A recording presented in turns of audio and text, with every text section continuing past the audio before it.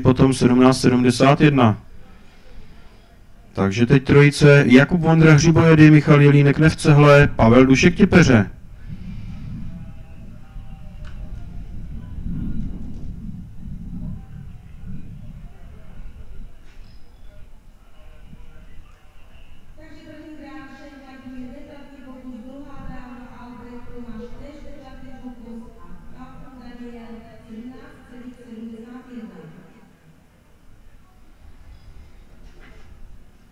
Ten start se trošku protahuje.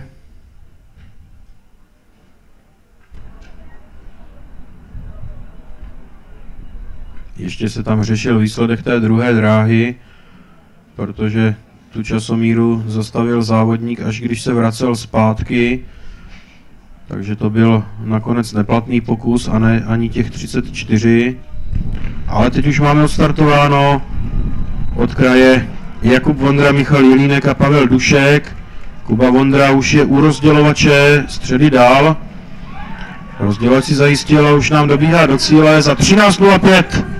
13.05 a Kuba Vondra jde do vedení.